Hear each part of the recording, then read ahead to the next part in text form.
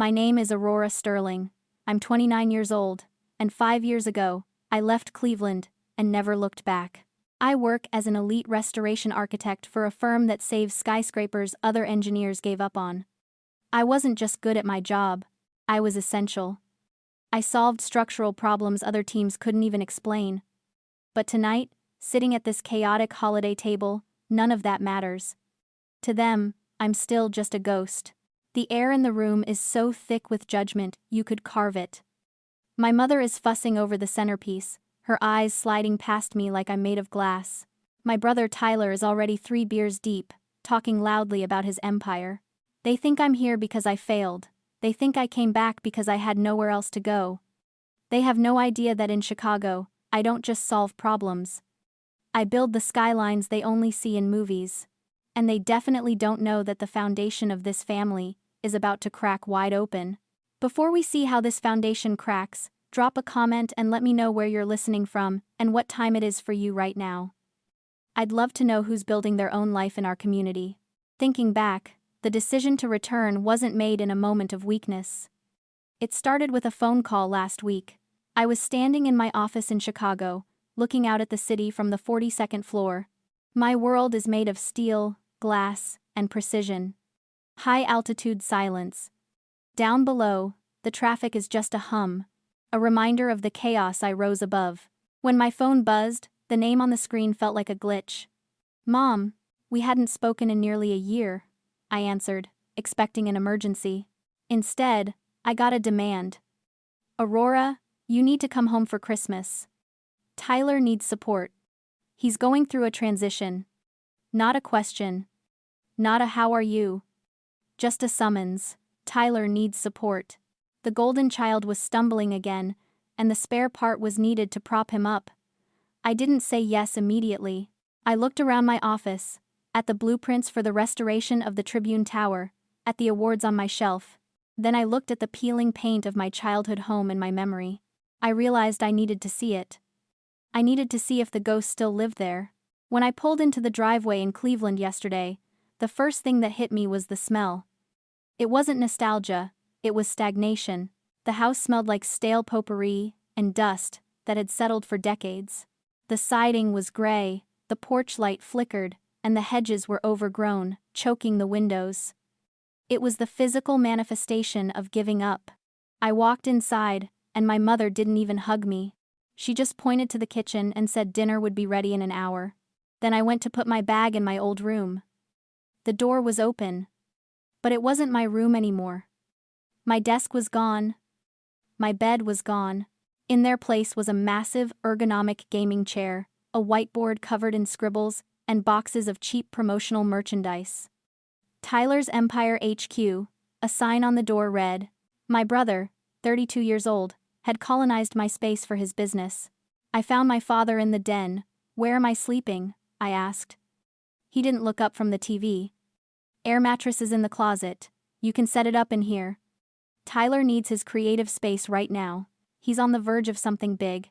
The air mattress. I'm an elite architect who restores historic landmarks, and I'm sleeping on an inflatable raft in a den that smells like old dog. That was the moment it clicked. I wasn't just the black sheep. I was the glass child. Transparent. They looked right through me to see Tyler. I didn't argue. I didn't fight. I just set up the mattress. The plastic crinkling loudly in the silence. As I lay there in the dark, listening to the house settle, I realized something important. I wasn't hurt. I was just observing. Like an inspector looking at a building that had been condemned. They thought I was transparent because I was empty. They didn't know I was made of bulletproof glass. Christmas morning arrived with the subtlety of a car crash. The living room was a minefield of Tyler's inventory boxes of cheap brass fixtures he'd stripped from some failed flip, piles of Tyler's Tycoon Realty t-shirts that smelled like chemicals. He was handing them out like they were gold bars. "Merch for the team," he grinned, tossing a shirt at me. "Wear it with pride, sis. You're looking at the future of Cleveland real estate." I caught it. The fabric was thin, the logo crooked. Dad put his on immediately, beaming. "This is quality, son. Real branding." Mom was practically vibrating with pride. Then, came my turn. Mom handed me a thin, flat package wrapped in grocery store paper. "We saw this, and thought of you," she said, her voice dripping with that specific kind of pity reserved for the struggling artist. I opened it. A calendar. Not just any calendar. A career planner calendar from the dollar store. The kind with generic motivational quotes like "hang in there" and "dream big" on every month. "Maybe this will help you get organized, honey," she said, patting my hand. "You know, find some direction." The insult was so precise it was almost impressive. They truly believed I was drifting. They thought my silence over the years was shame, not strategy. I looked at the calendar, then at Tyler's smug face. He was leaning back in his chair, the king of the castle, wearing a watch that looked like it came from a cereal box. "Nice watch," he sneered, pointing at my wrist. "Get that on Canal Street? Looks heavy." I looked down at my wrist. The vintage Patek Philippe gleamed under the cheap holiday lights. I'd bought it 3 months ago, at an auction in New York. It was the first thing I'd purchased after making partner at the firm. I hadn't told anyone. I hadn't posted it. It was for me. "Actually," I said, my voice calm, cutting through the room noise. "It's a vintage 1974. I won it at auction at Christie's. $42,000. The room went dead silent. You could hear the refrigerator hum. Tyler's smile froze. Mom's hand stopped mid-pat. Dad squinted at me like I'd started speaking reckless. 42,000? Tyler stammered. "Dollars?" I nodded, smoothing my sleeve back down. "I bought it to celebrate my promotion. Since you guys missed it. I didn't buy it to show off. I bought it because for years, I waited for you to buy me something that said, 'I see you.' I waited for a graduation gift, a birthday card, a congratulations. It never came. So I became my own parent. I celebrated my own milestones. This watch isn't jewelry. It's a reminder that I don't need you to value me anymore. I've already appraised myself, and the price is higher than anything in this room." They stared at me, their brains trying to recalibrate. The struggling artist narrative was collapsing in real time. But instead of being happy, instead of asking, "Wow, tell us about your job," I saw the shift in their eyes. It wasn't pride, it was hunger. The predators had just realized there was fresh meat at the table. Dad stood up, clearing his throat. The mockery was gone, replaced by a sudden, intense seriousness. "Aurora," he said, ushering me toward the kitchen. "We need to talk about business." I followed him, knowing exactly where this was going. He leaned against the counter, crossing his arms. "Your brother is in trouble," he said, his voice low. "Real trouble." He laid it out. Tyler had bought a historic mansion in the Heights, a massive, crumbling Victorian that he planned to flip for $1 million profit. But Tyler, being Tyler, had skipped the structural inspections to save $2,000. Now, the foundation was cracking. The city had slapped a stop work order on the property. He was facing lawsuits from investors and total bankruptcy.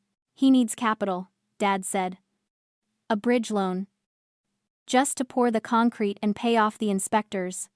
"How much?" I asked, though I already knew the number would be offensive.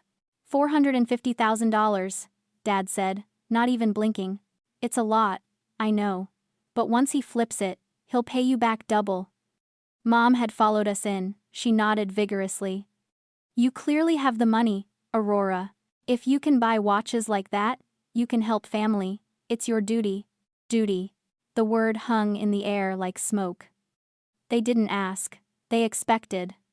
They felt entitled to the harvest of a field they had never watered.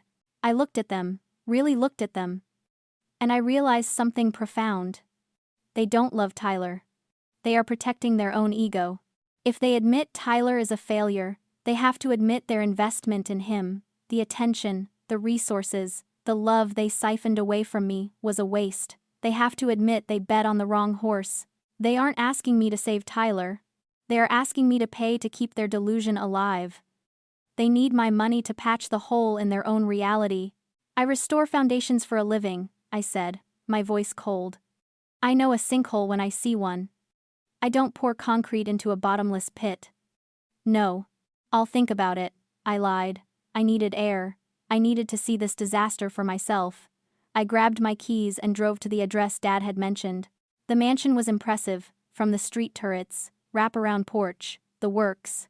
But as I walked around the perimeter, my architect's eye kicked in. The lines were wrong. The porch sagged. I hopped the construction fence and went around back. The foundation wasn't just cracking, it was shearing. The soil underneath was unstable. This wasn't a renovation, it was a demolition waiting to happen. $450,000 wouldn't fix this. $4 million wouldn't fix this. It was a death trap. I sat on the hood of my rental car, the engine block warming my legs against the biting Cleveland wind, and pulled up the county clerk's portal on my phone. I needed to know how deep the rot went. The cracks in the foundation were physical, but I had a sinking suspicion the financial fractures were worse. I searched the property address. The deed came up, listing Tyler as the owner. Then I clicked on the lien history. The document loaded slowly, pixel by pixel, until the financing agreement filled the screen. It was a high-interest loan from a predatory hard money lender, the kind you only go to when the banks have laughed you out of the room. And there, listed as the guarantor on the secondary lien, was a name that made my breath hitch in my throat. Aurora Sterling. My signature was scrawled at the bottom of the page. It was a clumsy forgery, shaky and hesitant, lacking the sharp, architectural precision of my real hand. But it was legally binding enough to ruin me. Tyler hadn't just made a bad investment, he had committed financial identity theft. He had leveraged my credit, my name, and my livelihood as collateral for his ego without even asking. The glass child wasn't just invisible to them, she was a resource to be mined, a vein of gold they felt entitled to strip mine until the mountain collapsed. I stared at the screen, and the anger that had been simmering all weekend didn't boil over. It froze. It turned into something cold, hard, and absolutely lethal. This wasn't a family drama anymore. This was a crime scene. And I was the detective who just found the smoking gun. I took screenshots. I downloaded the PDFs. I forwarded everything to my lawyer in Chicago with a subject line that simply read, "Fraud, freeze everything." Then I got back in the car. I didn't speed on the way back to my parents' house. I drove exactly the speed limit. I felt a strange sense of calm, the kind that comes right before you demolish a building that's beyond saving. They wanted a savior. They were about to get an executioner. When I walked back into the living room, the atmosphere had shifted from tension to premature celebration. They thought I had gone to the bank. They thought the check was already cut. The air smelled of cinnamon and victory. Tyler was practically bouncing on the balls of his feet, his earlier desperation replaced by a manic arrogance. He slammed a glossy, heavy stock brochure onto the coffee table, right on top of the cheap t-shirts. "You're making the right choice, sis," he crowed, not noticing that I hadn't said a word. "This capital isn't just for the house. Once I fix this flip, I'm expanding. I'm going national. In fact, I'm already in talks to lease a full floor in the new Helix Tower in Chicago. Top-tier commercial space. I'm going to be a big player, Aurora. Maybe I'll even let you design the office interiors if you give me a discount." He tapped the brochure with his knuckle. "Look at this place. It's the future." I looked down at the brochure. I didn't need to open it. I knew every curve of that building. I knew the tensile strength of the steel, the thermal value of the glass, and the specific shade of blue the sky turned when viewed from the penthouse at dusk. I picked up the brochure, feeling the expensive paper between my fingers. I flipped it over to the back page, where the management and development details were listed in fine print. "Tyler," I said softly. My voice was barely a whisper, but it cut through his chatter like a diamond cutter. "Read the bottom line. Who manages the restoration and leasing for this building?" He frowned, confused by the question. "What? Who cares? Some management company. Look at the square footage, Aurora. It's prime. Read it," I commanded. He rolled his eyes, snatching the brochure back. He squinted at the fine print. "Restoration and Management by A. Sterling Architects." He looked up, blank. "So? What is that?" "That's me, Tyler," I said. "The A stands for Aurora. That's the name I use professionally. I don't just design interiors. I own the restoration rights to the Helix Tower. I sit on the leasing board. I am the landlord. The silence in the room was absolute. It was the sound of a worldview shattering. Mom's hand went to her mouth. Dad froze. Tyler looked from the brochure to me, his brain trying to bridge the gap between the sister he ignored and the titan he was trying to impress. Your application? I continued, my voice steady and flat. It crossed my desk yesterday. I recognized the name, but I didn't think you were actually delusional enough to try it. I pulled out my phone and opened my work email. I'm sending the official notification right now. Application rejected, insufficient funds and fraudulent guarantor. I hit send. The chime of the email landing in his inbox was the loudest sound in the world. You forged my signature, Tyler, I said, dropping the final bomb. I saw the loan documents. I saw the liens. The money isn't coming. The lease is dead. And unless you want to explain to a judge why you committed felony fraud against your own sister, I suggest you never say my name again. The room exploded. Tyler screamed something unintelligible, his face twisting into a mask of pure, ugly panic. Mom burst into tears, wailing about how I was ruining the family, destroying her son's future over a misunderstanding. Dad stood up, his face purple, pointing a trembling finger at me and threatening to disown me as if he hadn't done that years ago in every way that mattered. I didn't scream back. I didn't cry. I stood up and smoothed the lapel of my blazer. I looked at them screaming, crying, desperate, and I felt nothing. No anger, no sadness, just a profound, quiet emptiness. For years, I thought the opposite of love was hate, but I was wrong.